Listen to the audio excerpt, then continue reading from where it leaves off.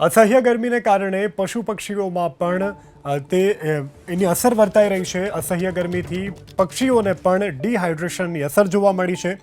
એક જ માસમાં 4000થી પણ વધુ પક્ષીઓ ડિહાઇડ્રેશનનો શિકાર બન્યા છે।